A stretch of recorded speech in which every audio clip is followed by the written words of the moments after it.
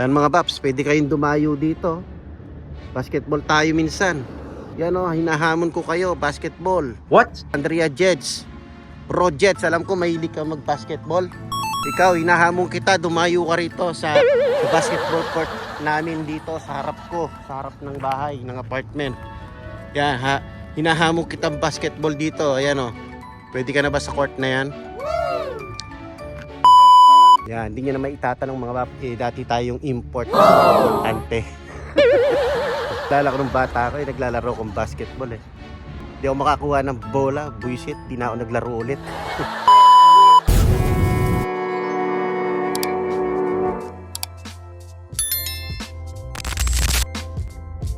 Hey yo, what is up mga bap? What is up? What is up?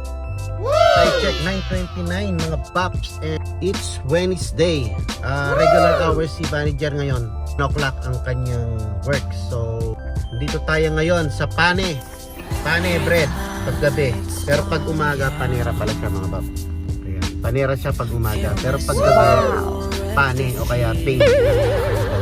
Ito ang ating routine sa umaga mga bab. Paghatid sa ating estudyante. Tapos ayan si manager. 10 o'clock siya, so hindi tayo maagang as in madaling araw na nagising ano. Dahil hindi siya opening manager ngayon. So, tayo naman is pipitik pasada tayo ulit mga baps. Wow. Actually kahapon nakapitik pasada ako pero hindi na ako nag-vlog. Pero ngayon feel ko mag-vlog mga bap para sa ating mga new viewers, new subscriber. Magba-vlog tayo. Sa mga hindi nakakaalam mga baps, ito yung side hustle natin ano. Saan ba ako dadaan? Ay dito pala ako pupunta. Punta tayo ng Costco, kakarga muna akong gas mga baps. So bago tayo wala sa isip ko mga baps, pupunta pa pala tayo ng Costco. Dapat doon na ako dumaan sa stoplight. So ayun sa mga hindi nakakaalam mga baps, ito yung ating side hustle. Free time. Tsaka pagka gusto natin, pagka maganda yung tulog natin ano, yung pag okay yung kondisyon ng ating katawan. And ngayon, naisip ko lang na mag-vlog ulit para maipakita sa ating mga new viewers. Wow. Ano, na nanonood sa atin, kayo ng idea or baka gusto nyo i-try yung ganitong side hustle. So, ginagawa natin to once in a while kapag day off or kapag ganito na free time. Kasi ang pasok natin as a DSP, ang ating regular job, sa mga hindi nakakaalam, DSP or caregiver. Afternoon tayo pumapasok doon 4 to 12 midnight. So yan, pag umagang ganito, may time tayo na pag Uber Eats. Dati Uber Eats tayo. Pero ngayon nasubukan ko itong Lyft. Mas okay sa akin itong Lyft kasi hindi na ako bumababa para kunin yung pagkain sa mga restaurant or sa fast food. Ito literal na pasada mga bab, ano? Literal na pasada na to ang ginagawa natin. So doon tayo sa Costco magkakarga kasi meron tayong card doon, may membership tayo, so mas makakamura tayo ng gas. Mga bab, gas muna ako ha.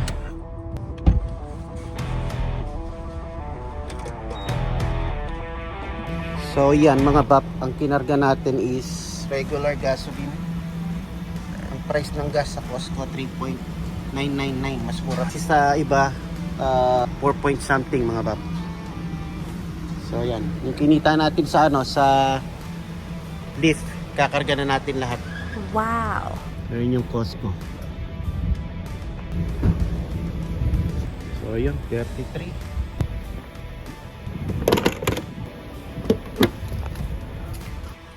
Yun, so 33.26. Wow. Na full tank na mga pap, Kikay.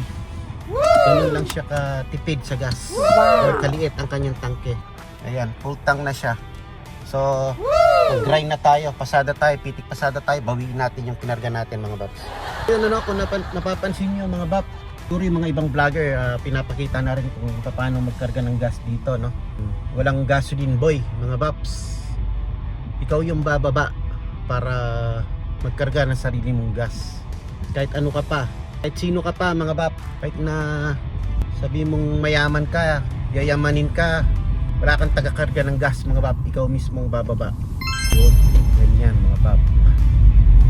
sabi nila noon, pantay-pantay dito eh. Kung ano yung nakakain ng mayaman, makakain mo rin mga bab. So babalik lang tayo banda ron sa may area natin para i-set natin doon ng 5 miles para hindi tayo lalayo. Kasi kung dito ko i-open ang ating apps mga bab, kakakuha tayo ng mga biyahe na puros palabas ng freeway. So siguro kung tatanungin nyo, okay ba yung namamasada ng Lyft or mga DoorDash ganon, mga Uber Eats, kung tatanungin nyo mga babs, okay naman siya kasi kagaya nito, yung kinarga natin dito na full tank na 33 point something dollars, 33 point something, di ba? Na full tank na siya. So ngayon mamamasada ako, at the same time ito ginagamit pa rin natin na hatid sundo sa mga bata sa school. Tapos nagagamit din natin siya sa pangsarili mga bab na lakad ano. Like pag nag-grocery, sometimes namamasyal kung saan pumupunta, para ka na lang nakaka-free na gas kasi hindi mo nakukunin sa ano mo, sa budget mo, sa sweldo. So good din mga bab.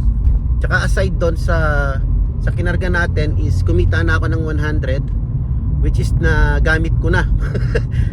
Yung kung dati na kayo nanonood ng ating vlog ano, nasa CNA program tayo ngayon, which is nasa clinical part na tayo, na nabanggit ko rin noon na yung ating tuition or yung tuition natin is kinuha ko ng ano, ng installment basis. So nagbabayad ako doon ng ano, ng 129.19 every week mga bab. So nag-down payment lang ako ng ano, parang enrollment fee, enrollment fee pala, na para makakuha ka ng slot is 250. Yun ang una ko nilabas na pera. Tapos the rest, yung 129.19 mga bab, a week, every week, is dito ko kinuha sa pasada mga bab. So ibig sabihin may kita rin, no? May kita rin. Kaya lang hindi ko siya naipon. Hindi ko siya naipon kasi nga every week naka-auto pay ako dun sa ano, sa CNA program natin. So kinakaltas na kaagad ng ano, ng bangko. At least yung pinambayad ko, which is tapos na mga bab.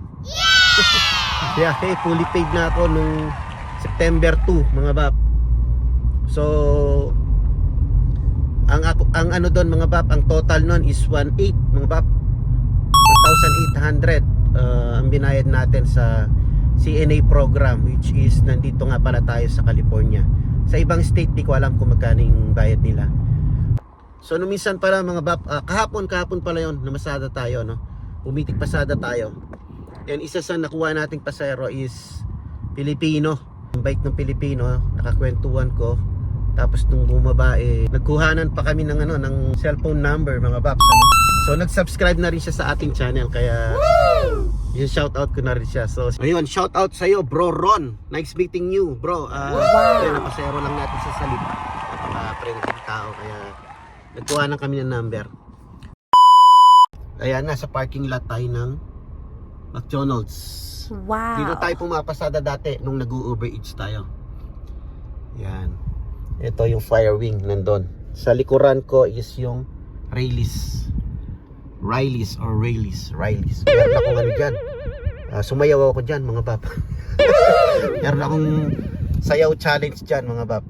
So yun mga bab, naka-online na tayo. Antay-antay lang tayo ng pasero. Yun, na-check ko na yung ting ano. Dito sa area na ito is merong bonus na additional 1.50. Halimbawa, ang biyahe natin is $5. May additional pa na 1.50 na bonus. Kahapon medyo mataas, meron bonus kahapon na $3, $4. Kaya ang bilis ko kumita kahapon mga bab. Naka-apat na biyahe lang ako. Sa $38 yung kinita ko, pitik pasada lang. Wala man yata akong ano, 2 oras. So ayan, hantay-hantay lang ako and update ko kayo mamayang konti mga babs.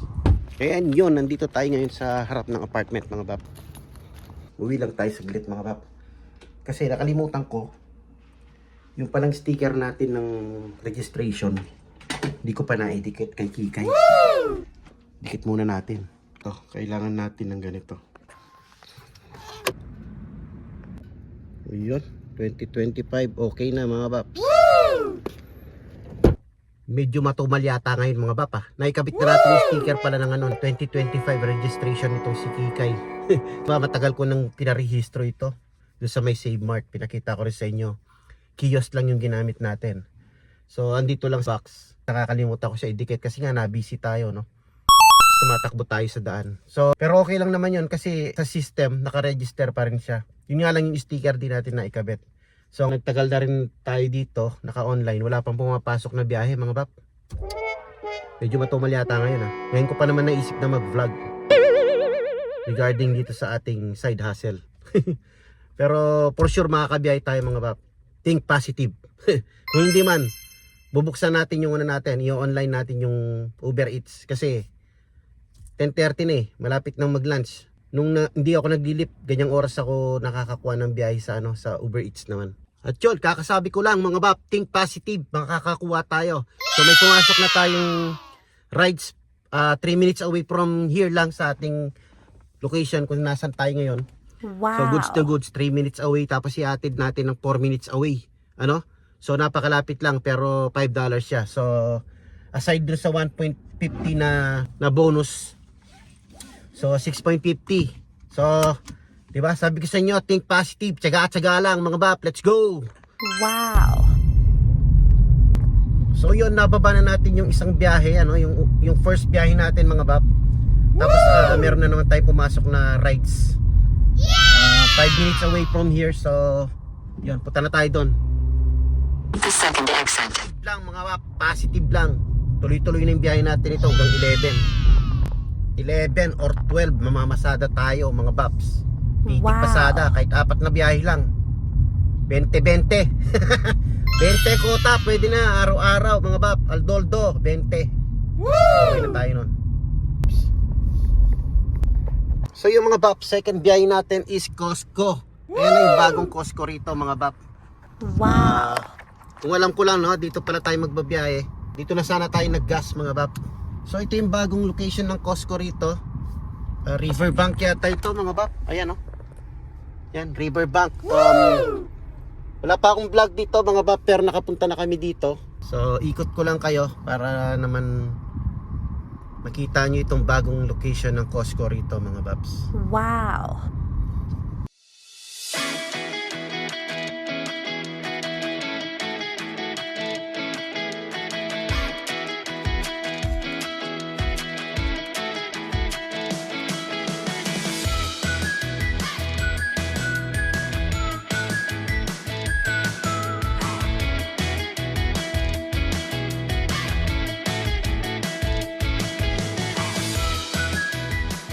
Ayan siya, napakalawak ng ng parking lot mga bap. Tapos doon mga na yan, Wow. farm. Mais yata yung nakatanim nila ngayon. Doon mga mais.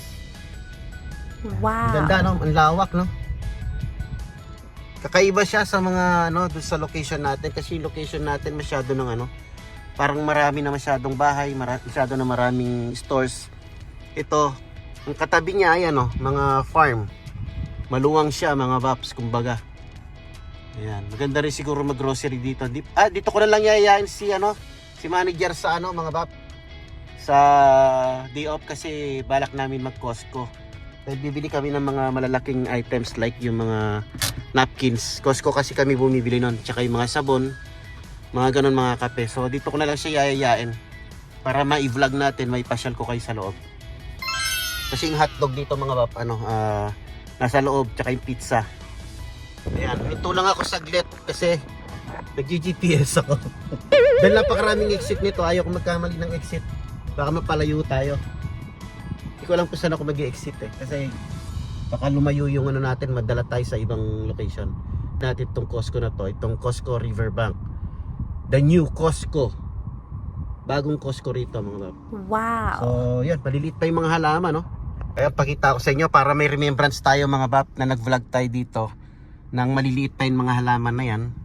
Ayan September 3, 2024. Yan, linag natin yan mga halaman na yan.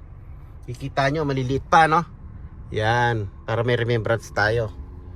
Tingnan nyo yung yung pine tree yata to itong maliit na to yan pine tree yata yan mga yan Ayan. So may remembrance na tayo dyan. Documented na, no? 2024, September 3. Binag natin. Wow. So yun. Balik tayo dito sa day off. Dito tayo mag-grocery.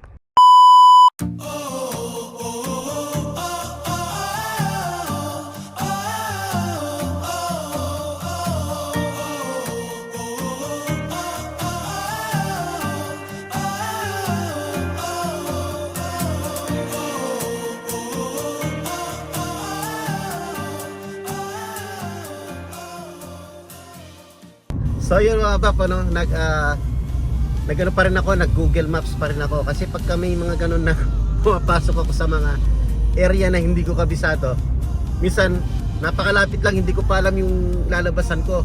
Hanggang sa napapalayo ko. So mas maigi na gumagamit ako ng Google Map. Ewan ko ba bakit. Dati naman ako namamasada ng tricycle sa Pilipinas, pero yung memory ko sa daan dito nakakalito. Nalilito ako mga bab. So gumagamit pa rin ako ng Google Maps.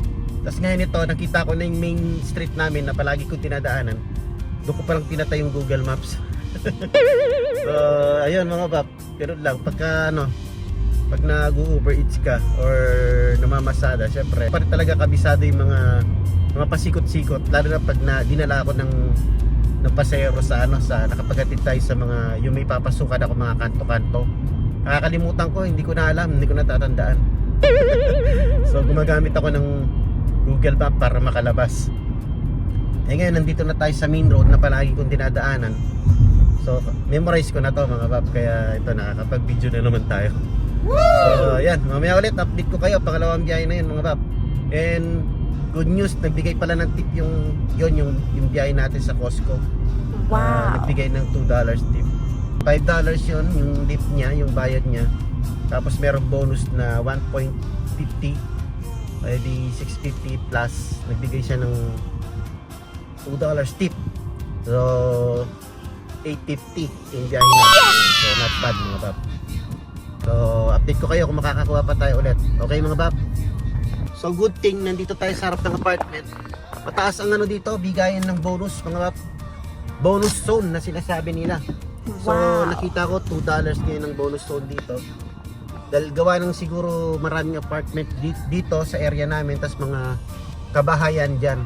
Kaya nagbibigay sila ng bonus zone dito. Kahapon naalala ko nagbigay pa ng $4 bonus zone dito. At saka Wow. $2, $3 ganun. Labas tayo ng kotse para makatipid tayo ng gas. Pinatay ko muna yung engine tsaka yung aircon syempre. Dito muna tayo sa harap habang naghihintay ng pasahero.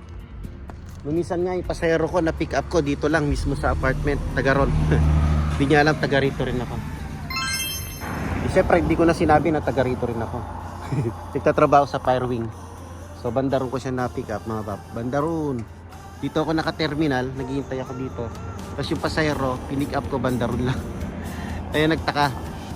Masyado akong maaga. 4 minutes akong maaga na pick up siya. Eh kasi nga nandito lang ako, atutan lang. So hindi ko naman sinabi na kasi nandito lang ako nakapark. Taga rito rin ako. Ito muna tayo sa may court. Kasi baka marinig tayo ng mga kapitbahay ko dyan. Kala nila nasisiraan na tayo ng bait. Nagsasalita tayo ng isa. At least dito sa park walang tao. Ayan, oh. Ewan ko ba, dati nagbabasketball ako dito mga bab. Ngayon, tinamad na ako magbasketball dito. Ayan, hindi na tayo pinapawisan. Bagay, nabisi nga pala tayo sa natin. Sa pagkuha ng program, Ayan. Tsaka masarap magbasketball yung medyo presko na ang panahon. Ayan. Ayan mga babs, pwede kayong dumayo dito. Basketball tayo minsan. To, dayo kayo dito. Yan hinahamon ko kayo, basketball. Si Andrea Jeds. Bro Jets, alam ko mahilig ka mag-basketball. Ikaw, hinahamon kita, dumayo ka rito sa basketball court namin dito sa harap ko, sa harap ng bahay, ng apartment. Yan, hinahamon kita basketball dito. Ayan Pwede ka na ba sa court na yan? Yan, open court siya. Alam ko yung pinaglalaroan ni Jeds. Maganda yung court niya eh. Pero dito, hahamunin kita dito, 1-on-1. Ha, galing ko yata mag-basketball. Yan, hindi nyo na maitatanong mga bab. Dati tayong import. What? Import sa sa importante. Importante. Naalala ko nung bata ako, naglalaro akong basketball eh. Kung makakuha ng bola, buisit, di na ako naglaro ulit. Makakuha ng bola. Sabi ko, isang bola kasi pinag-aagawan, hindi na lang bumili ng tigi isang bola. Kaya yun, mula nun di na ako naglaro. So, ang nilaro ko na lang is nung college ako, bowling. At saka yung mga babs, ang laro ko is yung ping pong, mga bab. Table tennis, tsaka yung Wow. bowling, yun ang alam kong laro. Tsaka meron pa pala yung skydiving, mga bab. Tsaka paragliding. Paragliding. Joke lang mga bab, joke lang. Pampasaya lang, masyado kayo serious. Huwag kayo masyado serious sa buhay nyo, kaya kayo tumatanda itsura nyo. Ayan, tayin-tayin muna tayo ng biyaya. Sa kakakatakbo dito, wala nang pumapasok na biyaya. Pag tumagal tayo ng tambay, tatamarin na tayo. Kaya gusto ko yung sunod-sunod. Kaya kanina, di ba mga bab, wala tayong makuha. Sabi ko, tiyaga-tiyaga lang. Nung nakuha tayo ng isa, sumunod-sunod na, nakatatlo tayo. Ay, hindi, pangalawa pa lang pala yun. Medyo malayo lang yung isa, Costco, kaya akala ko tatlo na. Pero okay lang kasi almost $10 yun eh. 850, tas yeah, 850 yun mga bab. So pwede na. Isang biyahe na lang, kota na tayo. Pero tingnan natin, pagka oras na wala pa rin. Pasok na ako doon at ako'y chichibog. Medyo nagugutom ako. Nagkape lang ako kanina eh. Tapos syempre pahinga tayo ng konti. Ulit-ulit ano? Pahinga tayo ng konti, tapos sunduin si Bunso. Tapos pasok na tayo dun sa work natin hanggang 12 midnight. So, kwan lang, life-work balance. Kahit na sumasideline tayo, pitik-pitik lang mga bab. Hindi naman yung subasob na wala ka ng time para sa sarili mo. Yun? Yes! Sige mga bab, mamaya update ko kayo. Ganda ng view, no? Bigyan muna natin ng isang magandang montage dito, no?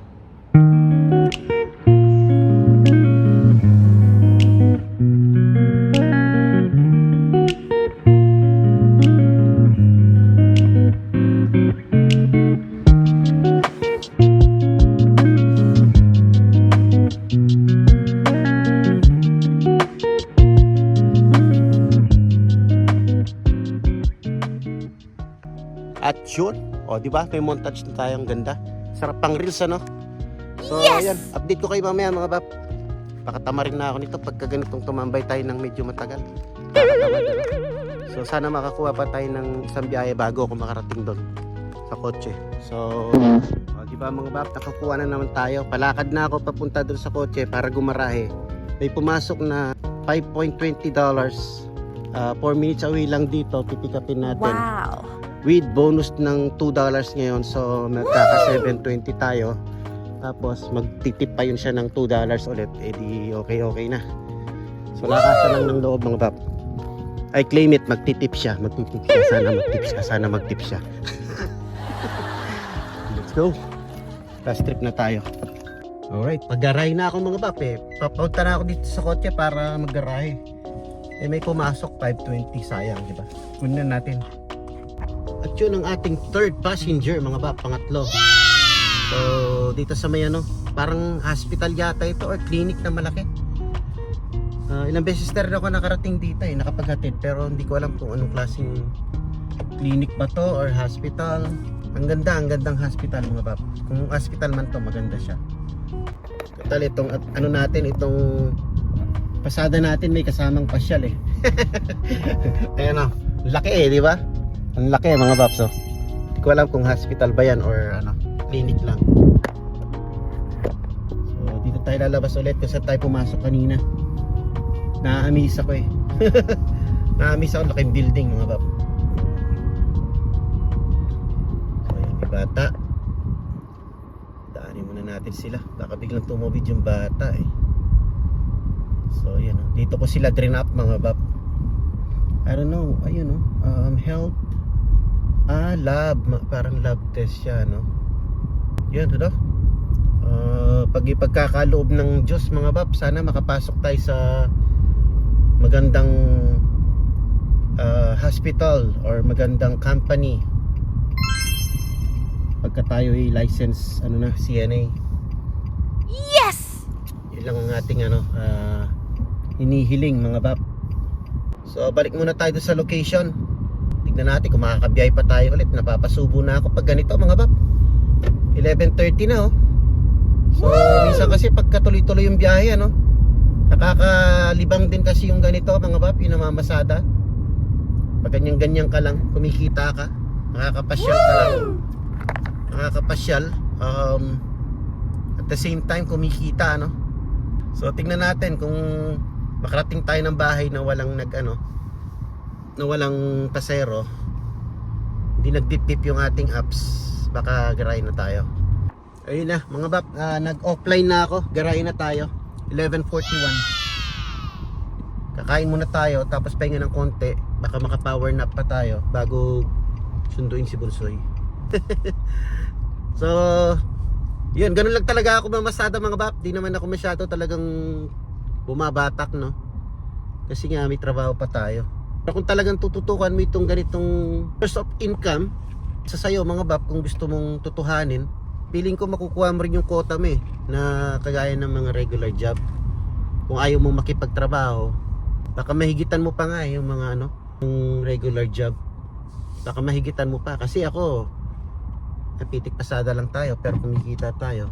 Kasi aside from that mga bab, meron pa yung tinatawag na Prop 22 ng Lyft tsaka ng Uber Eats. May ganun din yung Prop 22 na kapag after 2 weeks bibigyan, may darating pa na bonus na pera. Depende kung gaano kalayo yata yung tinakbo ng sasakyan mo, yung mileage, or kung gaano katagal nag-online, parang ganon. So yung mga $20 na naipon natin, after 2 weeks niyan, meron pa rin biglang lilitaw sa ating account na bonus, ganon. Nung last time nakakuha yata $54. Not bad, di ba? Aside dun sa kinita mo, yung $54 pwede ko nang pang-full tank dyan kay Itim, kasi ito malaki yung tanke ni Itim. Ayan si Itim, nandyan lang yan sa tapat ni Puti. So yan si Itim, ito si Puti.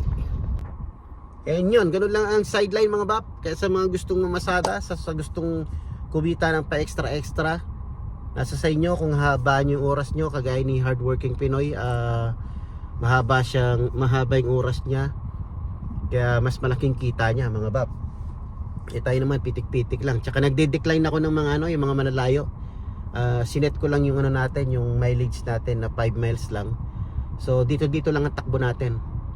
Pero siguro minsan subukan natin yung medyo malayo para matry natin kumita ng ng $1,000 kagaya ni Hardworking Pinoy. Shoutout sa iyo Hardworking Pinoy Si Hardworking Pinoy kumikita ng every 2 weeks yata at least $1,000 additional sa kanyang kita aside sa kanyang sweldo sa trabaho niya sa regular job niya. Wow. So yun na lang yung example na pwede mo siyang gawin talagang source of income. So yun, hanggang dito na lang muna mga babs. Pasok na ako sa loob and siguro mangangalkal na lang ako ng leftover. Yun na lang kakainin ko. Alam ko may adobo pa ako doon. Walang kamatayang adobo, syempre. Ang adobo lalong sumasarap pagka tumatagal. Kaya yun ang kakainin natin ngayon. Tsaka syempre, rice is life. And then, yun mga bab, maraming salamat. Sa mga hindi pa nag-subscribe, please subscribe. Sa mga hindi nagla-like, sa mga natutulisiyan sa ating content, please, pakipindot na rin yung like button mga bab, yung mga like button dyan, yung ganon na sign, pakipindot na mga bab, para nare-recommend tayo ni YouTube. Ayun, so hanggang dito na lang. Tito Ba is signing off and peace. So ayan meron pa tayong adobo dito. Walang kamatayang adobo mga babs. Painit na lang natin yun. Ayan lang yung lunch natin. So sila pala kanina dumaan kami ng Save Mart. Ito, binili namin sila ng chicken. Favorite chicken nila sa Save Mart. Ayan, kasi wala na tayong time magluto. So syempre pumapasada tayo painit lang natin itong adobo. Walang kamatayang adobo. Saka syempre rice is life. Feel my soul at the fear.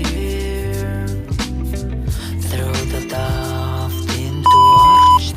Yun mga pop, touch down tayo sa work. Fourth day, so yeah, 2 more days.